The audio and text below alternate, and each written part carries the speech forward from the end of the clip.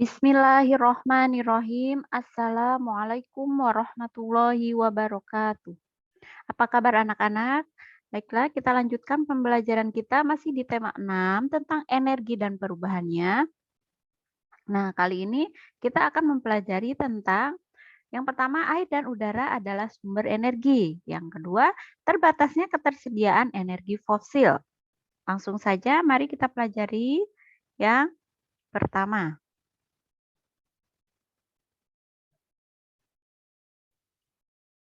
yaitu muatan bahasa Indonesia, air dan angin sebagai energi listrik. Air bukan hanya sumber energi bagi tubuh, air juga sumber energi listrik. Cara pemanfaatannya adalah air ditampung pada sebuah bendungan atau waduk. Lalu bagaimana air itu bendungan dapat menghasilkan energi listrik? Nah, caranya adalah air di bendungan dialirkan. Nah, aliran air ini memiliki kekuatan yang disebut dengan energi kinetik. Nah, ingat-ingat, energi kinetik air menggerakkan kincir atau turbin, ya. Kemudian, gerakan kincir air akan menggerakkan generator listrik. Nah, generator listrik inilah yang membangkitkan energi listrik. Bendungan atau waduk yang dimanfaatkan untuk menghasilkan energi listrik disebut pembangkit listrik tenaga air atau yang disingkat dengan PLTA. Berikut ini adalah beberapa nama PLTA yang ada di Indonesia.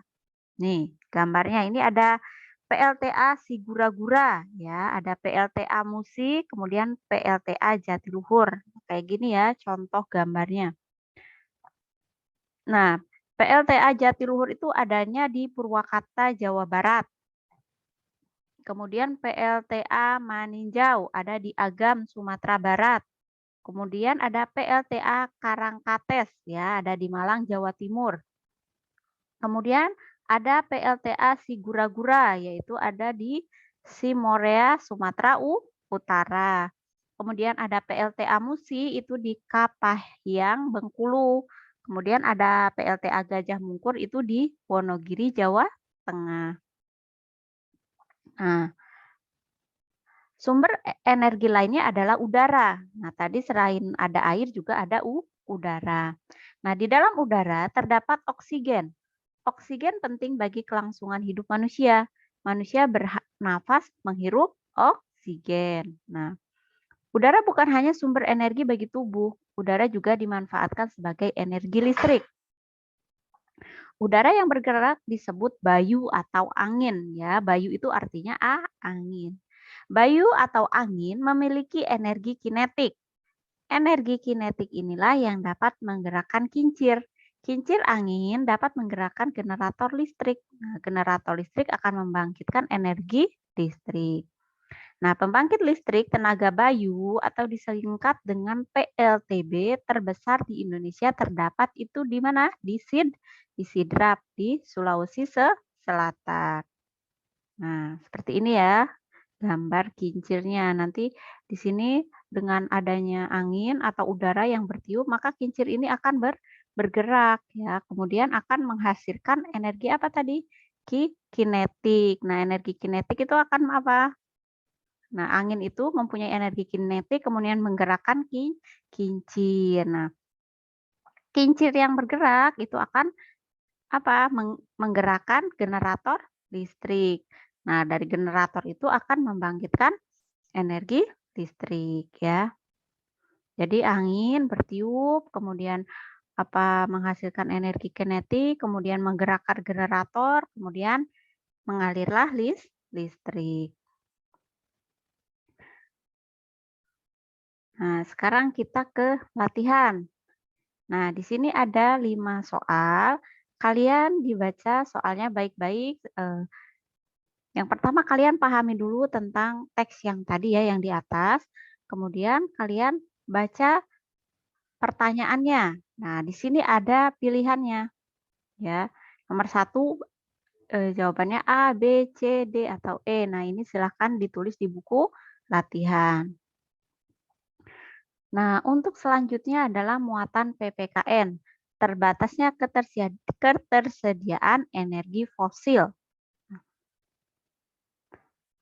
Nah, agar bisa berjalan, kendaraan bermotor memerlukan bahan bakar seperti bensin dan solar. Tahukah teman-teman dari mana bahan bakar itu berasal? Nah, jutaan tahun yang lalu hiduplah berbagai hewan dan tumbuhan di bumi. Ada yang hidup di darat dan ada pula yang hidup di laut. Karena hewan dan tumbuhan itu makhluk hidup, maka mereka lama-kelamaan akan mati. Nah, sisa-sisa hewan dan tumbuhan yang sudah mati ini lalu menjadi fosil dan tertimbun oleh endapan pasir, lumpur, dan zat-zat lainnya. Nah, selama jutaan tahun, fosil-fosil itu tertekan oleh tekanan alami di bumi dan terpanaskan oleh suhu bumi.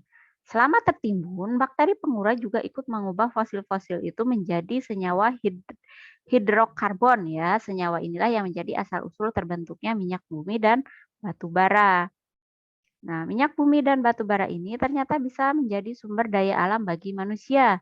Minyak bumi dan batu bara bisa diolah menjadi energi yang bisa kita gunakan sehari-hari. Contohnya minyak bumi yang diolah menjadi bahan bakar kendaraan. Nah, jadi bahan bakar fosil yang berasal dari fosil itu artinya dia berasal dari makhluk hidup yang sudah mati berjuta-juta tahun yang lalu, kemudian eh, tertimbun tanah, ditekan oleh tanah, kemudian ada lagi campur tangan bakteri pengurai, kemudian jadilah dia senyawa-senyawa tertentu yang menghasilkan apa?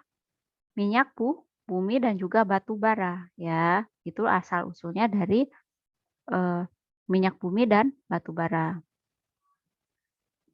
Nah, kemudian semakin lama minyak bumi dan batu bara semakin banyak dibutuhkan untuk keperluan sehari-hari. Sayangnya, sumber daya alam ini habis jika digunakan secara terus-menerus. Itu karena dibutuhkan waktu jutaan tahun untuk sumber daya alam ini kembali terbentuk. Bahkan dapat diperkirakan minyak bumi di Indonesia akan habis dalam waktu 11-12 tahun mendatang jika tidak dibuatkan cadangan baru. Ya.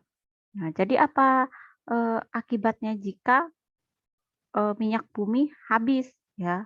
Tidak ada bensin, tidak ada solar, maka kendaraan tidak akan berguna. Jadi aktivitas kita sehari-hari juga terganggu. Nah, untuk mengatasinya, pemerintah kita mencari sumber daya energi lain untuk menggantikannya, contohnya dengan tenaga surya dan tenaga angin. Nah, kita juga bisa ikut membantu menjaga sumber daya alam, yaitu dengan cara memenuhi kewajiban untuk menghemat sumber energi yang jumlahnya terbatas. Hal ini karena jika sumber energi habis, kita akan kesulitan beraktivitas seperti biasa, ya. Nah, ini gambar tentang pengeboran ya, misal apa ini untuk mengambil minyak buminya ya. Ini sangat dalam ya di kedalaman bumi.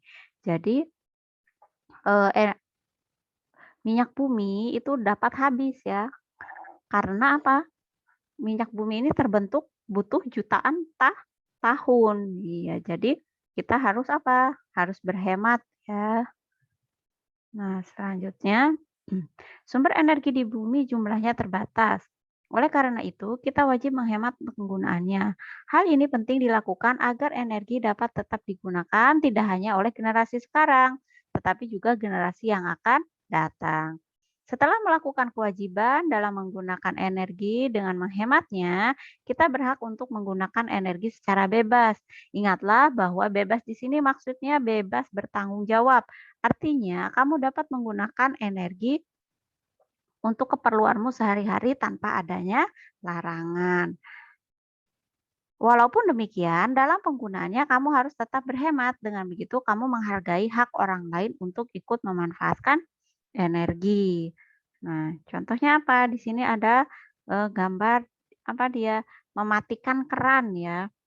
Ini adalah suatu kewajiban. Contoh kewajiban itu mematikan keran. Nah, haknya apa? Kita dapat menggunakan air ya dengan bebas. Bebas maksudnya di sini tetap bertanggung jawab. Nah, setelah kita melaksanakan kewajiban, kita berhak memperoleh hak ya. Iya, kita boleh menuntut hak setelah melaksanakan kewajiban. Jadi kewajiban itu harus didahulukan daripada hak ya. Hak dan kewajiban harus dilaksanakan secara seimbang ya. Nah, Nah, di sini ada latihan ya, ada kewajiban hak. Kewajibannya adalah mematikan keran air jika tidak dipakai. Nah, kalau sudah melaksanakan kewajiban ini, maka haknya apa? Ya, silakan kalian tulis di buku tulis. Nah, sekian dulu pembelajaran untuk hari ini. Kurang dan lebihnya Ibu mohon maaf. Kita akhiri dengan doa kifaratul majlis ya. Subhanakallahumma wa bihamdika asyhadu alla ilaha illa anta astaghfiruka wa atubu ilaik. Nah, Ibu akhiri, wassalamualaikum warahmatullahi wabarakatuh.